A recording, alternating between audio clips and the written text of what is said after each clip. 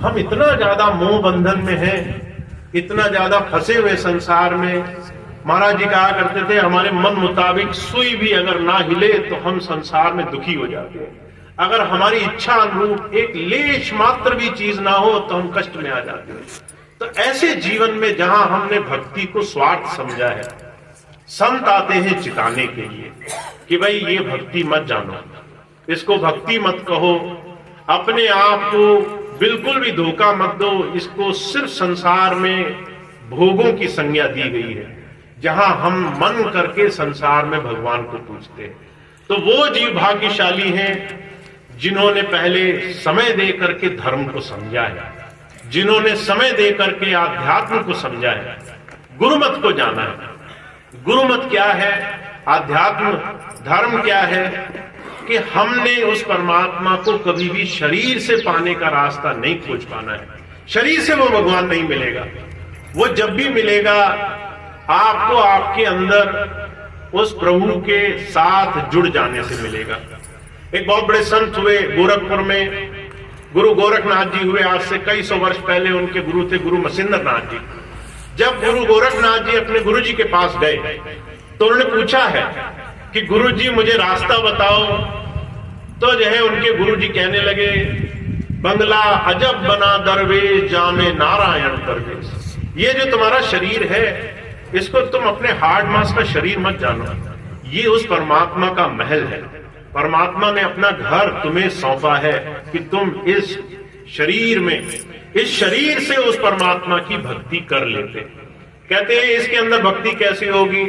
कहा इसके अंदर 9 दरवाजे हैं, बीच में एक पवन का खंभा है, सांस आने जाने की नली पड़ी है, और कहते इसी के साथ प्राण शक्ति ऊपर नीचे भाग रही है। तुम्हारे हाथ में तो इतनी भी ताकत नहीं कि अगली सांस बाहर निकले और वो दोबारा से तुम्हारे बस से वापस आ सके।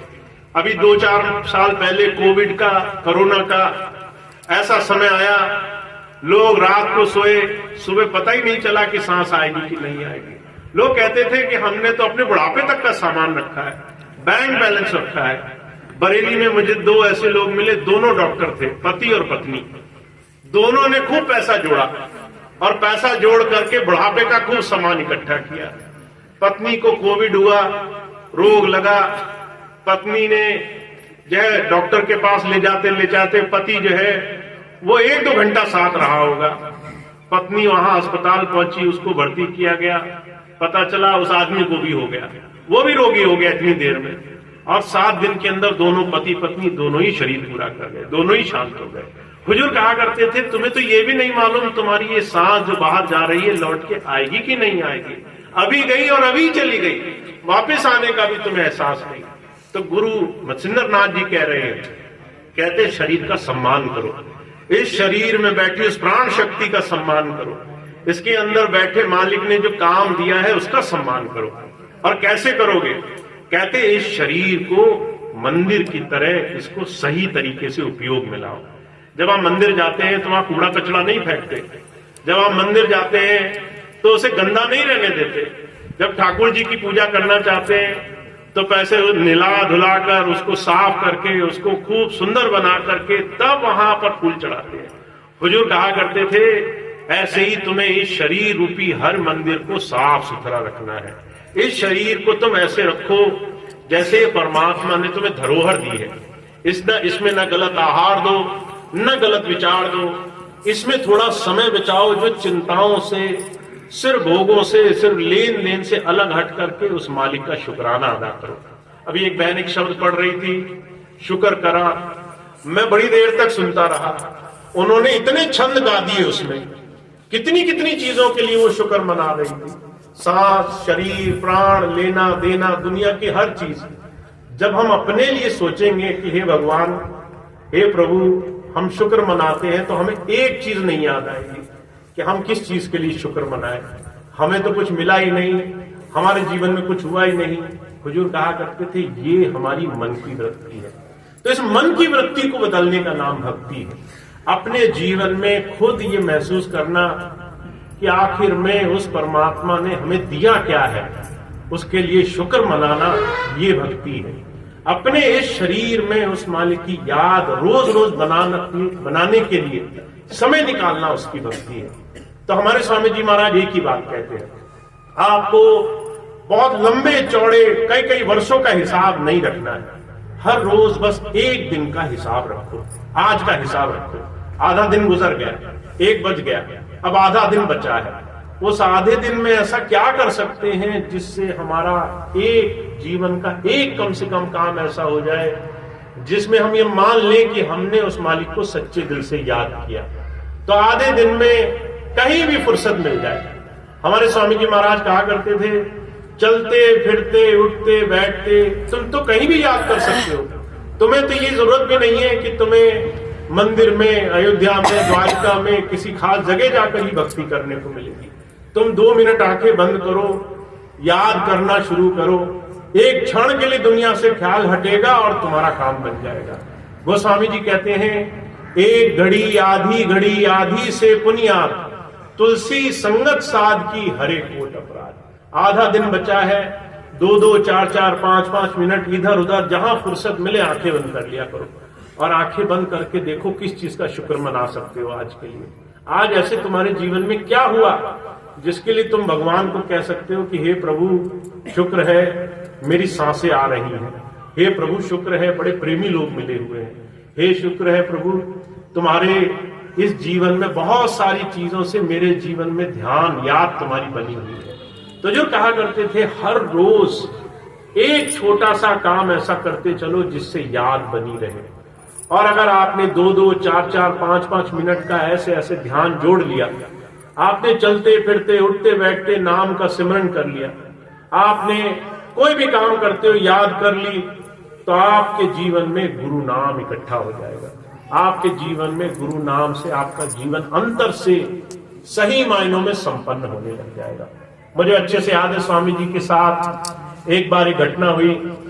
एक बहन आई उनके पास, कहने लगे स्वामी जी फुर्सत नहीं मिलती है, समय नहीं मिलता है, ध्यान तो बहुत करना चाहते हैं पर समय नहीं है मेरे पास। स्वामी जी ने बड़ी सुंदर बात कही, वही बात मैं आपके सामने दोहराता हूँ। स्वामी जी कहने लगे, भाई बहनें हैं रसोई में खाना बनाती हैं, मन से खाली रहती है, भाई खेती बाड़ी करते हैं मन से खाली रहते हैं, दुकान पे बैठते हैं मन से खाली रहते हैं, नौकरी करते हैं बहुत सारा समय होता है मन से खाली रहते हैं। बहुत सारे हमारे काम ऐसे हैं जो सिर्फ हम शरीर से कर रहे हैं और बहुत सारा समय ऐसा है जो मन दुनिया की चिंता, याद, परेशानी, लेन देन, दूसरे ने क्या कहा, इस सब को सोच सोच करके परेशान है। तुम 5-5 मिनट समय बचा लिया करो, 5 मिनट इधर बचाओ, 5 मिनट उधर बचाओ। मन की वृत्ति ऐसी होनी चाहिए, स्वभाव ऐसा होना चाहिए जैसे ही तुम्हें फुर्सत मिले और तुम्हारा सिमरन चालू हो जाए, जैसे ही तुम्हारे अंदर उस तरफ ध्यान जाए तो तुम्हारे अंदर सिर्फ सिमरन चालू हो जाए। हुजूर कहा करते थे, वाल्मीकि डाकू थे, राहगीरों को लूटा करते थे। एक दिन एक साधु के पास गए तो साधु ने सिर्फ एक बात कही कि तुम्हारे जीवन का लाभ तब है जब तुम्हें राम नाम जपना आ जाएगा। तो इतने जिद्दी थे वाल्मीकि, कहते थे राम नाम नहीं जपेंगे। तो जो है ये बात कही तो साधु ने कहा राम नाम मत जपो, मरा मरा जपते रहो। अब जो है उन्होंने जपना शुरू किया, उल्टा नाम जपा, मरा मरा अगर आप ध्यान से सुने तो एक क्षण के बाद राम राम सुनाई देने लग जाएगा। तो जो है उन्होंने उल्टा नाम जपा। कहते हैं उल्टा नाम जपत जग जाना, वाल्मीकि भय ब्रह्म समाना, कि जो है उसने 2-2 मिनट 4-4 मिनट उल्टा ही नाम जपा था और जो है उनके अंदर वो परमात्मा का नाम प्रकट हो गया। तो जो कहा करते थे, नाम सिमरन आपको इस देह से, शरीर की बाहरी तमाम साधनों से बचाकर अंदर उस प्रभु धारा से जोड़ सकती है। तो आपको बाहर के जितने भी तंत्र मंत्र करते हो, जितने भी पूजा पाठ, तीरथ, जप तप, नियम, संयम, जितनी भी बड़ी बड़ी आप चीजें करते हो, उससे मन में संशय पैदा होगा। और अगर एक साथ सबकी तरफ ध्यान लगा दिया तो ऐसी स्थिति हो जाएगी जैसे एक साथ कई लोगों को पजामा काटने को कह दिया, तो बाद में सिर्फ हाथ में थोड़ा सा बचेगा स्थान, जहां पे न समय बचेगा न जीवन बचेगा। तो आपको अपने जीवन में अपनी ध्यान और एकाग्रता के विषय को समझना बहुत जरूरी है।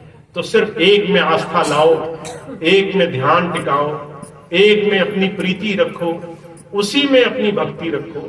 और जब आप पूरी श्रद्धा, आस्था, लगन से एक दिशा में बढ़ोगे तो आपके काम भी बन जाएंगे, बाल भी बांका नहीं होगा। जीवन में आप इस तमाम संसार सागर से, भव सागर से, कहते इस तमाम विषयों के जगत से आप ऐसे निकल जाओगे। कहा जैसे जल में कमल निरालम मुर्गा ए निशाने, सुरत शब्द भव सागर तरिए नानक नाम बखाने। कहते जैसे कीचड़ से कमल निकल जाता है।